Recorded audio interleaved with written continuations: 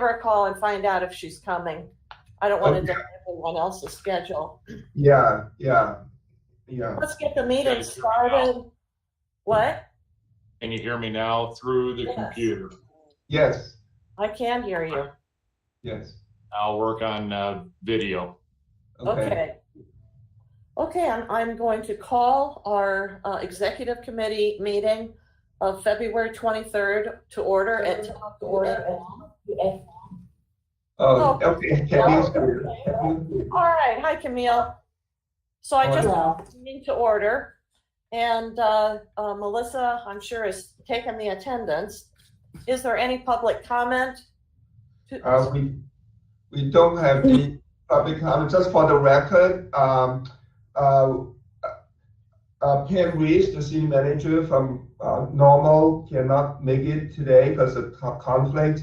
But the all other 6 members of the executive committee are present. I don't know if you want to do a roll call, Melissa, maybe just for the record, can you do a roll call, please? Sure. Okay, all present. Let me call the names and you can raise your hand or say aye. For the members of the executive committee, the voting members, Mary Cramp, I'm here. Bart Bittner. Here. And Diana Hallman. Here. Okay, and then I think the others are non-voting members. Tim Gleason Here. and Camille Rodriguez. Here. Our executive director, Ray Lai. Here. Okay, and we have 2 staff members, Alyssa Cooper and Melissa Robinson, also tuned in. So before we vote on the minutes, I just wanted to recognize Jim Fruin, who has stepped down from the executive committee. He didn't want to run for this coming year, and he's running for alderman. So he stepped down, and I want to thank him for his service last year to the executive committee. But I also want to recognize our newly elected members of the executive committee. First, Diana Hallman, who was also a member of the executive committee last year, and she was voted vice chair in January. And Bart Bittner, who represents McLean County on the Regional Planning Commission, he was voted as our new member. So welcome, the 2 of you.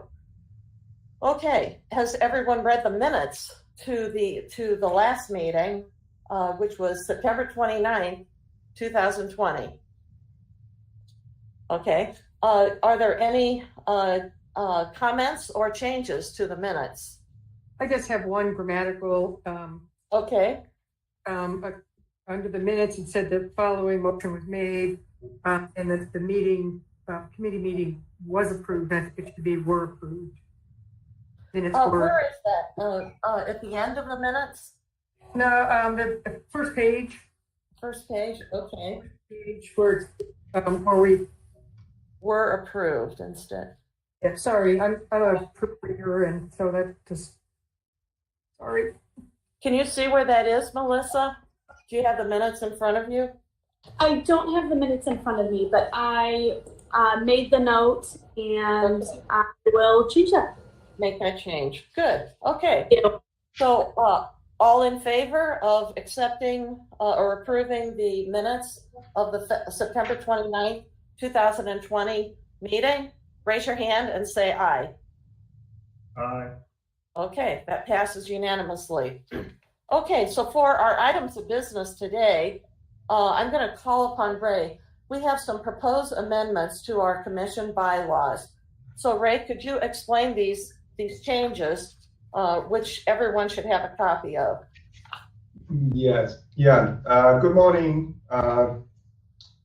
Every 3 years, staff, according to the bylaws, that we're supposed to review the current version and also make any recommendations on changes if needed. So staff has done that, and we have included the proposed changes in the packet, which you all have a copy.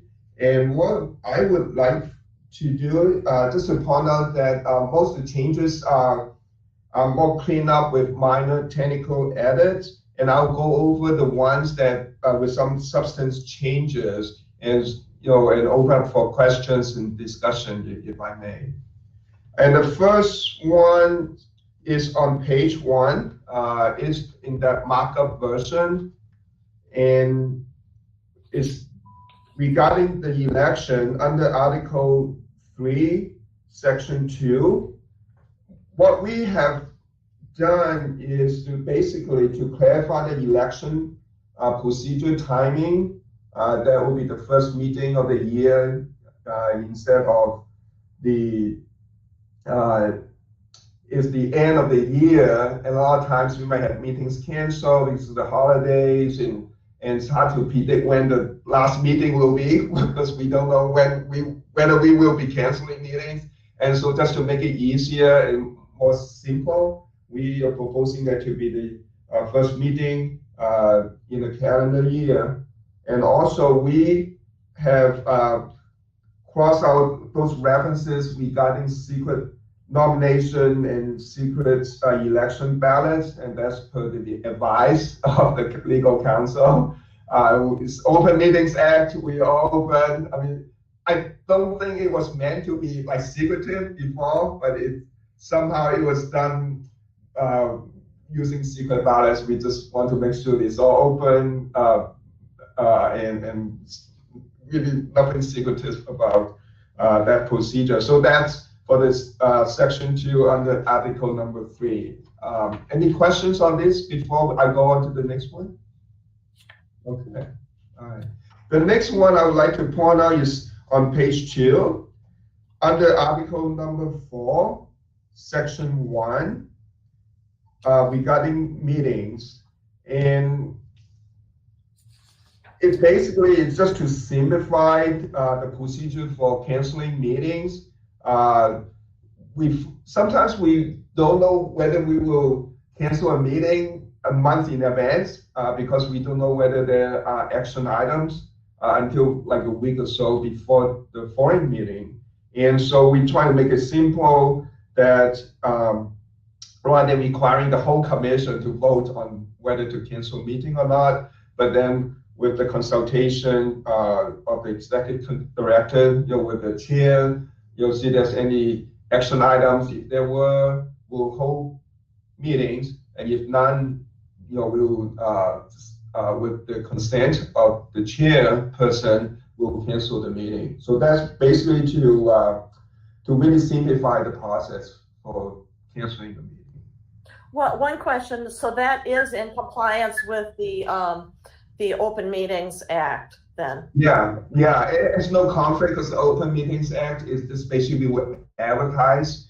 We would still, typically at the beginning of the year, we would propose like what we did, the regular meetings time schedule for that particular new year.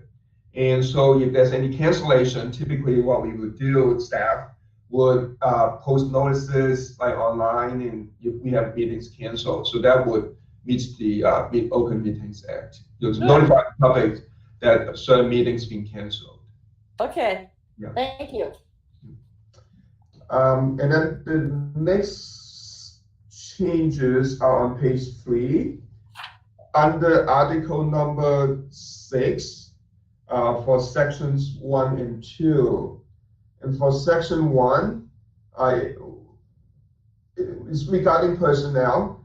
Previously, we didn't specify the involvement of the executive committee in the appointment or the recruitment of the executive director. So we have proposed to add this wording about the affirmative recommendation of the executive committee, about the executive committee to the full commission. So it clearly indicates the involvement of the executive committee in the whole recruitment process, which we did anyway for my appointment, but then it really wasn't addressed in the bylaw. So that's what we are proposing to do. And then on the second paragraph of section 1 regarding the services of a professional firm to audit the commission's financial records.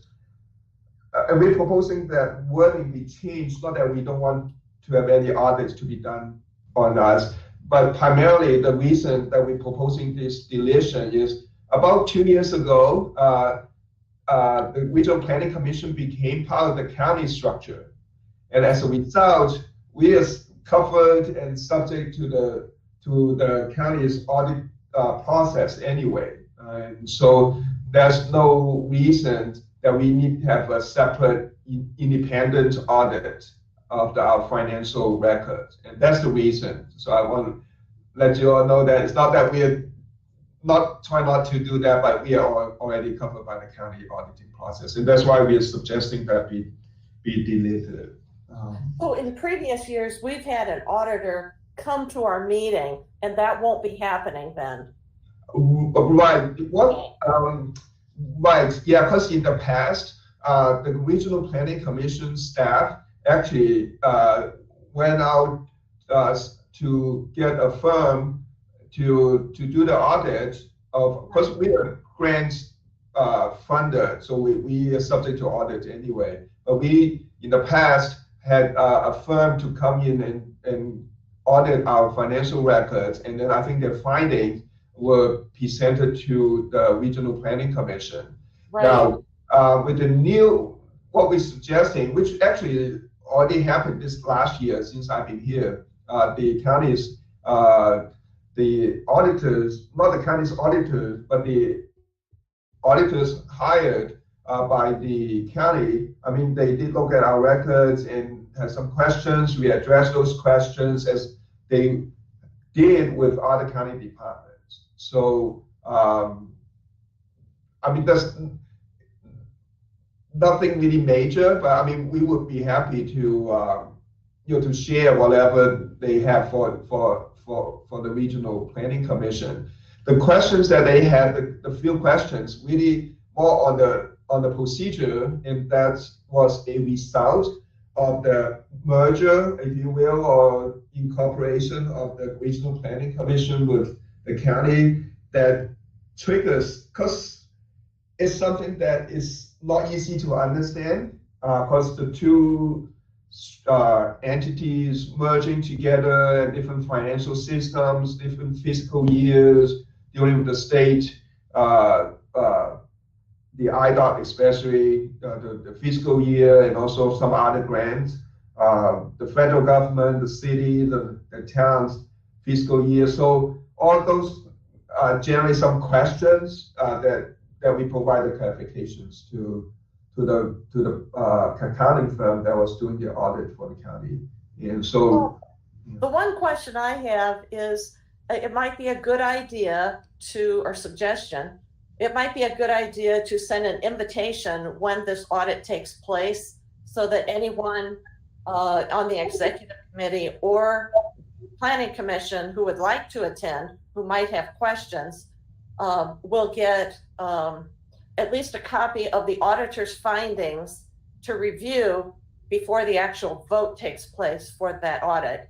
So if you have any questions, then we still have input, but not at a formal planning commission meeting, but at the county meeting. Yeah, and I'll make some comments, and I'll also defer to Camille if she wants to add anything. Like in the past, this past year, since I came, the counties, the private firm, the accounting firm that was hired to do the auditing. I mean, there are some questions, basically through emails, and then we provide some answers through emails. And so the accounting firm, they were hired by the county. Right. We haven't heard anything since from the accounting office, meaning to me that they didn't have further questions on our operation, and so they moved on with the rest of the county auditing process. So I don't know, Camille, you wanted any comments or some thoughts on that? I will make generalities, Mr. Lai. and to Ms. Cramp and to the membership, we never want findings. So it's always good if there are none. And certainly as part of the process, our vendor is Clifton Larson Allen. We hired them last year for, I believe, a 3-year commitment to McLean County government. We are always happy to share any concerns that firm brings forth, in particular about this department. But in all, I will say that it's always the hope that our practices are sound and that if there are recommendations, they are generalities of sorts. So simply stated, if there were a concern, there would be the right communication at the right time with the right folks, especially on this panel. But I would have to say that if we all convene to talk about it, then it's going to have to be an open meeting. And that's not necessarily how the auditors have us manage through those types of issues. In all, Okay. it definitely, we will bring forth, even if there are no findings, if it is appropriate for this commission to view what Clifton Larson Allen intends to propose to the board in advance of their vote on it, I will explore that with my legal team. Because I will also add to this committee, it doesn't just go straight to the county board. It goes through our committee structure. And so there's multiple steps that the final report from Clifton Larson Allen goes through before it even gets approved by the board. At the end of the day, we want your involvement at the right time for the right reasons and to share information at the right time for the right reasons. Thank you. Okay. Are there any questions from other board members, Bart or Diana, on this? Barry, I have a question. Ray, so in practice then, basically this audit will be done as a function of the county structure, which would have been redundant for us to have our own audit done on top of that. It wouldn't have made any sense. I understand that. So in practice then, will audit findings be just provided as an information item to the commission or the executive committee, or is that just will that just lie on communication? Because I understand getting into the Open Meetings Act, and I don't want to get into that, but I just wonder how, as the commission members, function, will we know how that happens, or will there just be kind of a communication during a meeting, or how will we do that? I would suggest, and I understand your concern about the process. I want to make sure that you are aware of if there were anything related to the Regional Planning Commission. And I would suggest that, if that's okay with the committee, if staff sees anything relevant to, if there were any findings that if something related to the Regional Planning Commission, your staff will bring it to the commission's attention. If that's a good, because a lot of times they look at the overall the county. There's so many different departments, and so there might not be anything related to the Regional Planning Commission. And so but if there were, definitely I think it would be important for the commission to be aware of. If there's some technical questions or clarifications needed, that staff look at the file and provide the information or explanation to the vendor, and then they think, hey, it's good. There's no issues, and it's not something warrants your attention. I would think. I don't know. Okay, thank you. Okay. Yeah. The one thing I want to make sure is that the commission doesn't, that we have input on items such as if the budget tightens, say in these hard upcoming years, as we're seeing now, problems at the state level. And I know that most of our budget comes from IDOT. So for example, if our budget was tightened, IDOT had to tighten it because of less income coming in. Would we, and so how are we going to manage that? at the commission level. Does that fall to the county then to do that, or do we still have input on what actions to take within the planning commission to address those shortcomings, potential shortcomings? Sure.